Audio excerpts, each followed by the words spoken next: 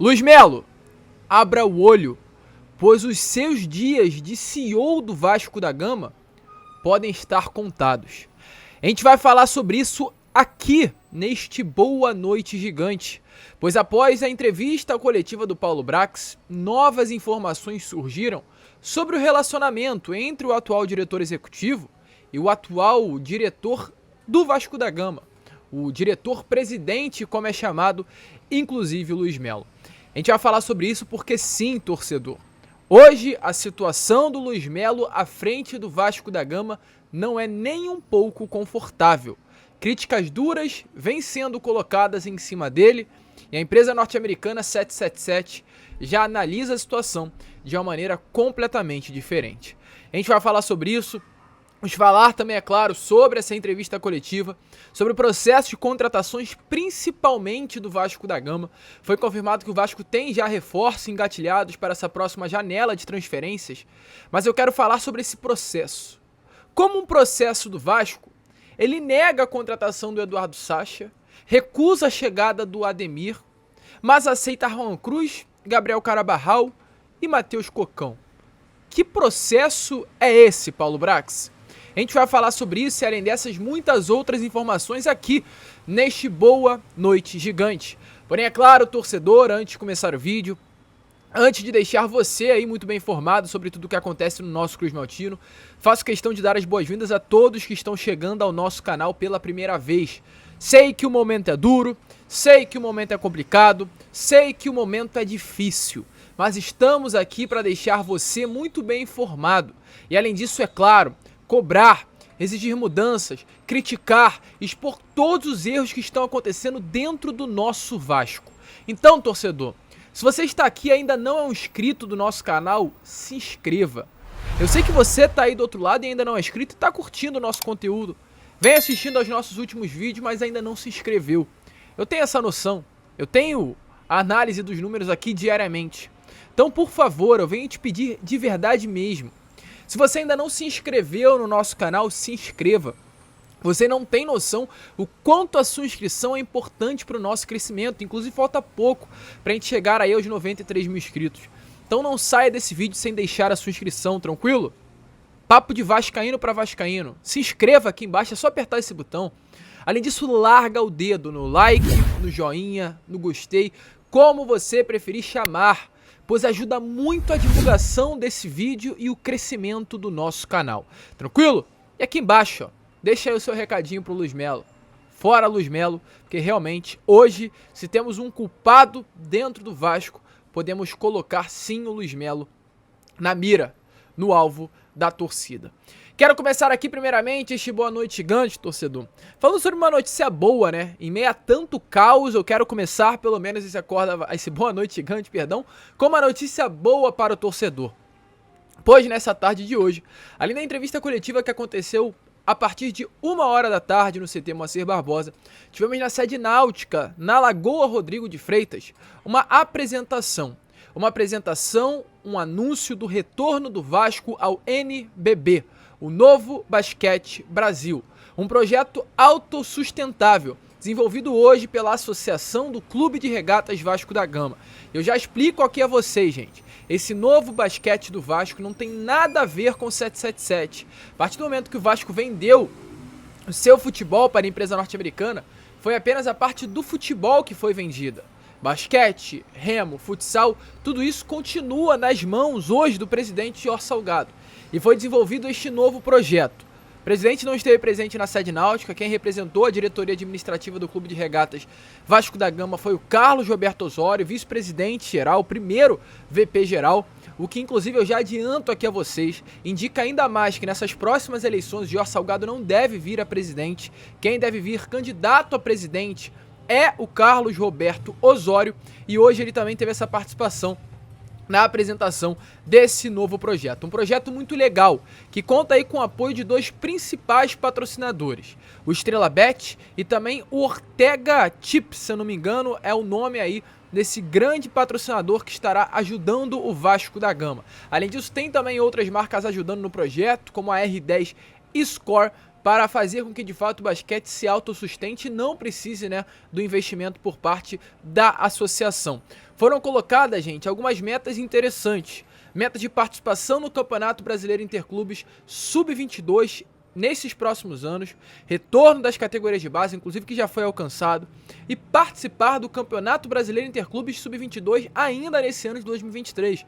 Além disso também, retornar a ser uma referência na modalidade de basquete nesses próximos 3 anos, estar nas finais dos campeonatos brasileiros interclubes nas categorias de base nesses próximos 3 anos, estar consolidado entre as principais equipes da Liga Nacional Brasileira nos próximos 5 anos, estar nas finais da Interligas e da Champions League Américas nos próximos 6 anos e, para fechar, ter 2 atletas identificados e formados nas categorias de base do Vasco participando do draft da NBA nos próximos 10 anos. Então um projeto ousado que vai fazer com que o Vasco se torne também uma referência no basquete.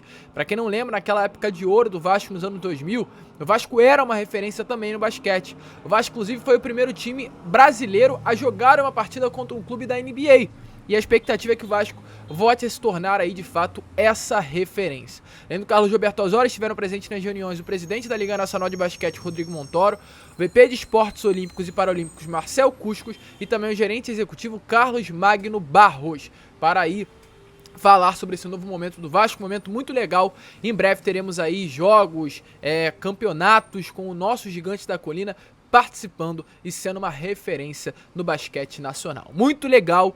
Parabéns aí a todos os envolvidos, todos os vascaínos que se posicionaram e vão fazer com que o Vasco, retorne a ser uma referência na modalidade.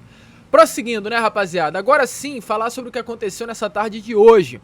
A gente já trouxe uma informação parecida com essas no Fala Gigante. Lembra que a gente falou do Luiz Melo? Qual o assunto que trouxemos aqui no Fala Gigante? Falamos que hoje o Luiz Melo está de fato pressionado. Tanto os estrangeiros da empresa norte-americana quanto também o Conselho de Administração da SAF, que tem como uma das pessoas participantes o atual presidente Jorge Salgado, estão completamente insatisfeitos com o trabalho do Luiz Melo à frente do Vasco da Gama. Segundo informações, inclusive, o próprio CEO do Vasco está interferindo no trabalho do Paulo Brax, o que, gente, não tem nada a ver. O Luiz Melo não pode exercer qualquer tipo de influência naquilo que o Paulo Brax faz ou deixa de fazer no dia a dia. O Luiz Melo é o dono do Vasco, da SAF do Vasco da Gama. Tem ali a autonomia para ser, entre aspas, o presidente, o diretor-presidente do Vasco. Mas a pasta de futebol, ele não poderia dar ordens, falar o que deve fazer, pois nem de futebol ele sabe. Já há relatos, inclusive, até de alguns atletas, segundo informações, a gente trouxe aqui a vocês no Fala Gigante, dessa influência do Luiz Melo. Então o negócio está ruim, a situação está ruim. E um OBS, o Luiz Melo é flamenguista. Luiz Melo é sócio do clube de regatas do Flamengo. Então é uma loucura atrás da outra, né? O que o Luiz Melo está fazendo no Vasco sendo flamenguista já é um ponto que podemos discutir. E o que o Luiz Melo, como um executivo, como diretor-presidente, está fazendo, tentando influenciar no futebol do Vasco e naquilo que o Paulo Brax faz ou deixa de fazer. Tá tudo errado. E a outra informação que chegou a nós é que nessas outras frentes a postura do Luiz Melo, críticas à postura que ele vem adotando, uma delas está pelo fato, né, do Luiz Melo estar se alinhando ao Flamengo nas negociações para tirar a liga do futebol brasileiro do papel. Está se alinhando mais aos interesses do Flamengo do que aos interesses do próprio Vasco. Então é uma loucura atrás da outra. Mas informações que de fato fazem o torcedor vascaíno entender e compreender por que tanta bagunça hoje dentro do Vasco da Gama. A diretoria do Vasco, é claro, a pedido do Luiz Melo, que hoje é o nome do Cruz Maltino no mercado do futebol brasileiro, nas discussões na CBF, é a cara, querendo ou não querendo, do Vasco da Gama, confirmou que nesse momento não há interferência nenhuma do Luiz Melo, apenas quando se trata de contratação, que o Luiz Melo ali, de certa forma, se posiciona para tratar das negociações no mercado da bola. Então essas foram as informações que tivemos e o Vasco se posicionou. E outras informações que tínhamos também sobre o Luiz Melo era o ruim relacionamento entre ele e o próprio Paulo Brax. Ou seja, notícias que chegam só complicam ainda mais hoje o que vem acontecendo dentro do CT Moacir Barbosa com relação a relacionamento entre as partes.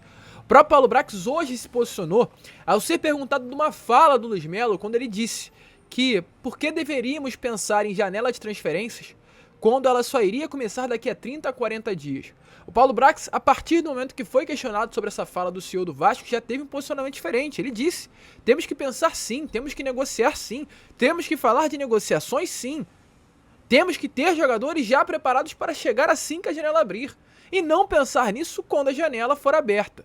Então já é realmente, né, uma amostra que os pensamentos estão diferentes. Que o respeito ao Vasco acontece de uma maneira diferente. A partir do momento que um CEO do Vasco, a pessoa que é o nome do Vasco da Gama, diz que não tem a necessidade de pensar em dinheiro quando ainda tem um tempo de 30 a 40 dias para o início da janela de transferências, tu vê que essa pessoa não respeita o Vasco. E o Luiz Melo, pelo que parece, está tendo esse posicionamento. Ao ser perguntado sobre o relacionamento com ele, o Paulo Brax respondeu assim, ó: o Luiz é o representante máximo, para vocês terem noção, da SAF Vasco. E contratação de jogador é, com toda certeza, uma das ações mais importantes de um clube. Então, obviamente, ele é envolvido nesse processo, seja durante ou no final. E ele ainda prossegue: antes que perguntem, não temos problemas de relacionamento. Ou seja, o Luiz Melo está nesse processo. O Luiz Melo é uma pessoa que tem influência no processo de contratação do Vasco. E a pergunta que eu já deixo aqui a vocês é: isso está certo? Isso está correto? O Luiz Melo ter influência no processo de contratações onde ele não tem nada a ver com futebol e nem sei se conhece de futebol? Aí a gente começa a entender. Até porque hoje o Paulo Brax revelou como funciona esse processo. Ele disse que esse processo passa da seguinte maneira. Eu não vou mostrar o vídeo dele porque é muito longo, então prefiro resumir aqui e simplificar a vocês. Ele disse que esse processo começa a partir de uma análise da equipe de scout e análise do Vasco da Gama, levam um nome à mesa do Paulo Brax, o Brax analisa esse nome, leva o corpo técnico do Vasco, Abel Braga e Maurício Barbieri. Caso esse corpo técnico deu aval, esse nome é levado a 777. Caso a 777 deu aval, o Vasco inicia as negociações. Gostaria muito, inclusive, já adianto aqui a vocês de saber onde o Luiz Melo entra aí nesse assunto. Se ele entra antes da 777, depois da 777, antes do corpo técnico.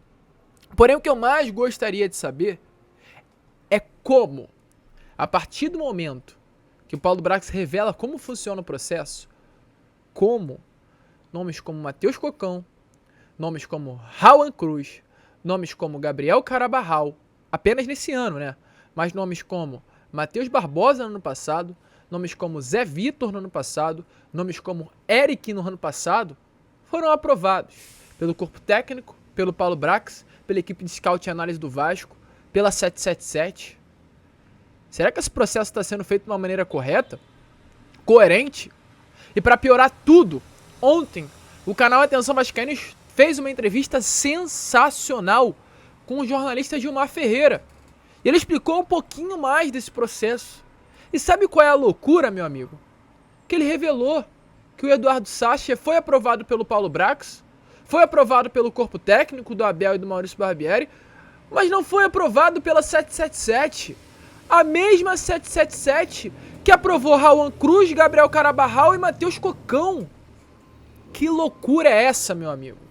Que loucura é essa? Dê uma olhada aí nas palavras do Gilmar Ferreira e depois voltem aqui pra gente continuar. Que é algo que faz o torcedor vascaíno realmente repensar se esse projeto está sendo feito, esse projeto não, né? Esse processo está feito realmente da maneira correta. No perfil do elenco, tem as características que o Barbieri precisa para o estilo de jogo que ele vai montar. É um jogador que já se conhece, que o Abel trabalhou com ele, ou o Barbieri trabalhou com ele, ou o Paulo Brax trabalhou com ele, ou um analista de desempenho trabalhou com ele, conhece as características do jogador, tudo aprovado. Faz o pacote, embrulha e manda para o board da 777, que funciona fora do Brasil, que são os analistas de desempenho, o gestor de esporte, o gestor financeiro, para analisar o relatório que foi enviado sobre o Jean, preço, idade, hábitos, estilo, tudo que hoje envolve a análise de um jogador de futebol, comportamento mental dele, leva para lá. O pessoal lá de fora, da 777, que é que vai aportar e vai aprovar o investimento no Jean, é que vai dizer se esse jogador serve ou não serve para o Vasco. Tá certo isso? Me parece que não. Me parece que esse é um modelo que pode ser aplicado no Genoa, que pode ser aplicado no Sevilha. Para que seja aplicado no Brasil, é preciso que um integrante desse da 777 esteja aqui, mergulhado, inserido no contexto, vivendo o dia a dia, entendendo por que esse jogador foi escolhido. Então, isso aconteceu, por exemplo, dá nome e forma aqui, na análise do Eduardo Sacha. O Eduardo Sacha é um craque? Não. O Eduardo Sacha é um jogador em que é 100%. Você vai apostar nele e ele vai dar ao Vasco tudo que o Vasco precisa? Provavelmente não. Muito provavelmente não. Mas se você pegar os números do Eduardo Sacha no Bragantino, você vai ver lá que ele tem 10 jogos pelo Bragantino. Como ele não joga os 90 minutos de todos os jogos, a minutagem cai para 9 ou 8 jogos. Desses 9 ou 8 jogos, ele tem lá 3 gols e 4 assistências. Tô chutando um número, mas é algo muito parecido com isso. É por aí. Ou seja, ele tem participação direta em 7 gols. De 9 jogos que ele fez, ele participou diretamente de 7 gols. Esse jogador poderia ter sido útil para o Vasco? Claro que poderia. Mas por que ele não foi aprovado? Porque ele tem 31 anos, ele não tem poder de revenda. Preço desse jogador, 2 milhões de reais, com o Atlético parcelando. Além desse jogador, teve o Ademir, que o Atlético botou nas... Então, meu amigo, é de fato uma loucura atrás da outra. O Gilmar Ferreira ainda complementa, dizendo que o Ademir, lembra dele do Atlético Mineiro, que de fato esteve na mesa do Vasco, a gente falou sobre ele aqui nos vídeos, foi rejeitado logo de cara. Um jogador hoje que poderia ser super importante, tanto como o Sacha pro Vasco, rejeitado logo de cara. E o Matheus Cocão passa, o Raul Cruz passa, o Gabriel Carabarral passa. Que loucura, meu amigo. Que loucura. Hoje conseguimos entender o porquê estamos nessa situação. Um processo feito de uma maneira errada, equivocada e, pelo que parece, por pessoas que não estão demonstrando profissionalismo, condições suficientes de serem as responsáveis por esse processo. Muita coisa precisa mudar. Eu espero que esse processo, da maneira que foi feita nesse início de janela de 2023, não venha a ser repetido agora na janela do meio do ano. Muita coisa tem que mudar, meu amigo. Desse jeito que tá, fica difícil. Uma tarde agitada. Se prepara porque amanhã o Acorda Vascão vai estar mais agitado ainda. Então eu já te faço um convite. Curtiu o vídeo? Deixa o like. Gostou do conteúdo? Chegando aqui pela primeira vez? Se inscreva. Não saia desse vídeo sem se inscrever. Ative o sininho de notificação. E 7 horas da manhã volte, que já estaremos aqui de novo com mais um conteúdo pra você. Tranquilo? Vamos que vamos. Compartilhem o nosso vídeo, se inscrevam e ó... Saudações vascaínas.